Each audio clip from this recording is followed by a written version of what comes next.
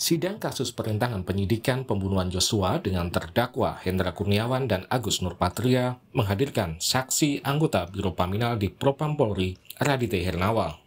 Di persidangan, Raditya mengungkapkan Biro Paminal tidak diperbolehkan mengambil atau mengubah barang bukti suatu tindak pidana. Sementara dalam dakwaan, Hendra disebut menyuruh anak buahnya mengambil CCTV di Kompleks Duren 3. Kepada saksi akan kami tanyakan. Yang saya tanya, majelis, barang bukti ini terambil atau diambil. Nah kalau gitu pertanyaannya bisa enggak? Bisakah orang Paminal? Ya dari Biro Paminal ini mengambil. Bisa tidak? Bisa enggak? Di dalam peraturan ini tidak diatur seperti itu. Enggak. Tegas. Bisa kalau tidak diatur berarti tidak boleh kan begitu saja toh? Iya. Siap. Begitu. Siap. Iya. Tidak bisa. Tidak bisa. Tegas. Terima kasih. Sebelumnya saat diperiksa penyidik, Raditya menyebut Hendra Kurniawan melanggar aturan karena tidak ada surat perintah penyelidikan untuk kasus pembunuhan Joshua. Namun di sidang, kuasa hukum Hendra memperlihatkan bukti adanya surat perintah penyidikan. Saksi Raditya akhirnya mencabut keterangan di BAP. Coba ya keras. Dalam penyampaian penjelasan dari penyidik, tidak pernah disampaikan adanya laporan informasi atau surat perintah. Karena tidak, penjelasan penyidik tidak disebutkan ada surat perintah. Betul. Kalau saya perlihatkan kepada saudara, ada surat perintah, bahkan ada laporan informasi khusus. Kemudian tugasnya untuk melaksanakan penyelidikan, full bucket, dan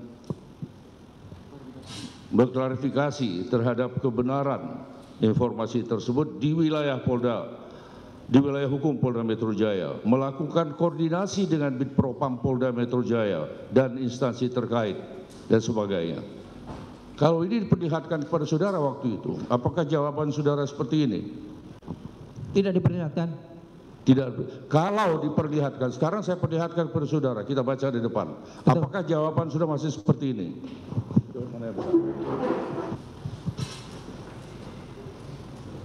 Saudara mencabut keterangan itu karena apa? Dalam persidangan ditunjukkan adanya surat perintah. Pada saat saudara ditanya itu muncul tidak? Tidak ada. Pada saat tidak ada itu benar nggak keterangan saudara pada saat itu? Tidak. Iya. Namun jaksa meragukan surat perintah tersebut karena dikeluarkan pada 8 Juli 2022 atau bersamaan dengan waktu Brigadir Joshua dinyatakan tewas dan diterbitkan pada pukul 17 WIB atau di luar jam kerja kantor. Menyangkut menyurat di Biro Paminal, jam kerjanya itu dari jam berapa sampai jam berapa, itu yang kami tanyakan majelis. Karena surat tadi kan tanggal 8 Juli majelis, sementara kejadian tanggal 8 Juli, di BAP terdakwa Hendra Kurniawan itu dia di kolam pancing jam 5, itu yang kami tanyakan ke saksi ini. Jam kerja di Biro Paminal itu jam berapa terkait surat menyurat, itu yang kami tanyakan. Surat menyurat sesuai ketentuan dari jam 7 sampai jam 3. Jam 3 sore, cukup majelis. Jam kerja ya. Selain Raditya, anggota di Propam lainnya yang bersaksi di sidang Hendra dan Agus Nurpatria adalah Agus Sariful Hidayat.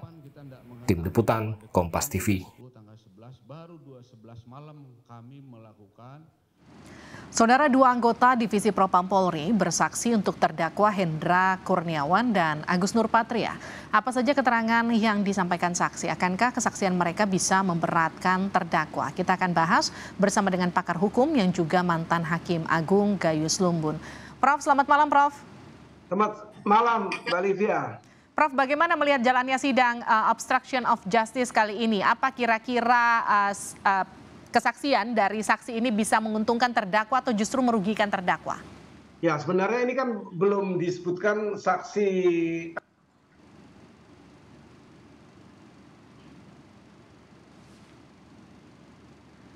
Prof, maaf itu suaranya tertutup Prof. Boleh tolong diulang? Di unmute? Bentar ya. Baik, sudah Prof. Silakan Prof, dilanjut. Ya, belum itu. Sudah ya? Prof, silakan dilanjut. Ya, oke. Ya, ini saksi semua dari JPU, jadi masih saksi yang memberatkan terdakwa mestinya begitu. Nah, tetapi tadi saya perhatikan juga ada yang membatalkan keterangan di BAP Iya. seperti itu. Itu sah-sah saja, tetapi harus ditanyakan apakah ketika di BAP itu menandatangani BAP itu. Kalau ditandatangani, tentu itu menjadi pertanyaan besar. Kenapa ketika itu ditandatangani dan itu dibatalkan keterangannya? Hari ini dia disumpah. Artinya dia memberi keterangan di bawah sumpah, jangan nanti menjadi sumpah palsu. Itu yang akan mereka hadapi sebenarnya.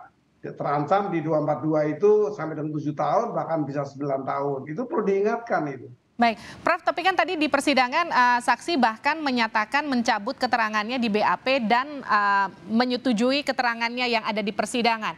Artinya sebetulnya ini menjadi menguntungkan bagi terdakwa, begitu kira-kira, Prof? Ya tentunya kalau dilihat bahwa saksi ini saksi charge ya, saksi yang memberatkan, dia merubah sekarang menjadi saksi yang tidak memberatkan. Sepertinya kalau berlawanan dia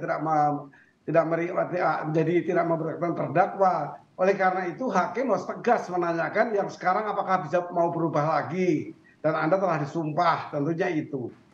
Baik, Prof, ini kan hal yang menarik di sidang ini kan salah satunya soal surat perintah penyelidikan nih, Prof. Saksi sebut sebelumnya tidak ada, sehingga kemudian terdakwa dianggap menyalahi prosedur. Ini kan yang ditekankan oleh jaksa. Tapi kan ternyata tadi Pak Henry kan sempat menekankan dan juga membuktikan bahwa surat itu sebetulnya ada. Artinya nih jaksanya yang kurang teliti atau saksi yang sebetulnya memberikan keterangan yang tidak valid? Ya, tapi memang sering sekali saksi itu berubah-ubah, tuh sering sekali.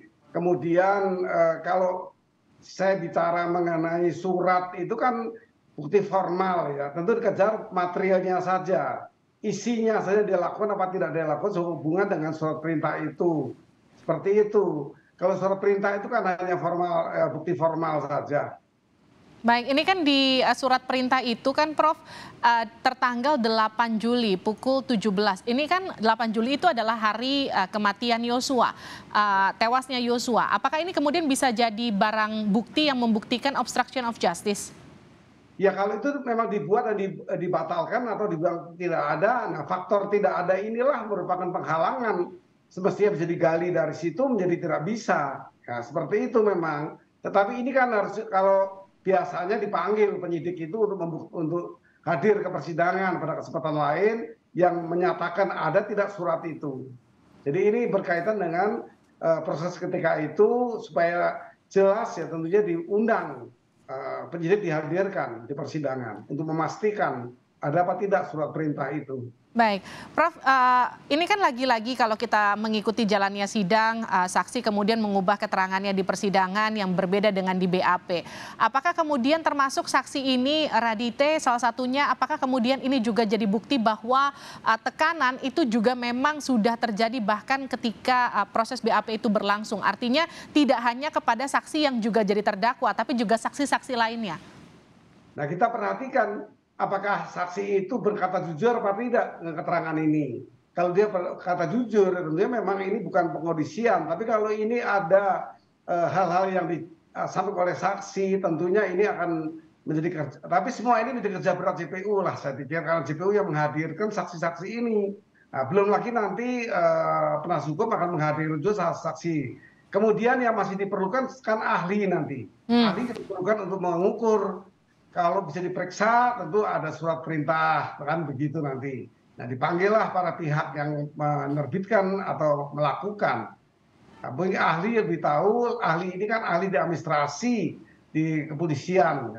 Tentunya dari sana nanti untuk dipanggil atau orang yang tahu betul mengenai prosedur pemeriksaan. Baik, pertanyaan terakhir Prof, kalau kita lihat kasus ini kan nampaknya semakin terbuka sebetulnya karena sejumlah saksi bahkan terdakwa seperti Eliezer sudah mulai berani untuk berbicara apa yang sebetulnya terjadi di persidangan. Artinya PR hakim akan jadi semakin ringan untuk untuk kemudian memutus perkara ini. Dan bagaimana kemudian apa yang harus ditekankan kepada hakim agar nanti ketika mengambil putusan ini adalah keputusan yang terbaik, yang adil, yang tegas sesuai dengan apa yang dilakukan para terdakwa. Ya, tentu hakim akan menambah satu faktor lain, itu keyakinan. Dari fakta-fakta ini belum ada perubahan, hakim akan menggunakan keyakinan hakim sebagai salah satu syarat undang-undang untuk bisa memutus. Tetapi kita harus ingat, setelah ini masih ada saksi, ada ahli, dan ada pledoi. Nah, pledoi itu dipersiapkan dari hari ini untuk kita siap-siap. Seperti kemarin saya kemukakan.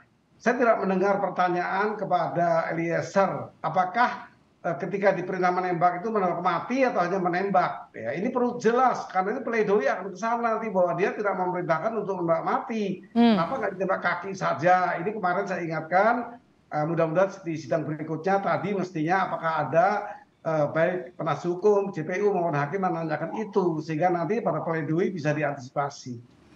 Baik, terima kasih Prof telah bergabung bersama kami di Sapa Indonesia Malam. Mantan Hakim Agung Gayus Lumbun telah bergabung bersama kami. Ya, terima kasih. Selamat sore. Selamat sore.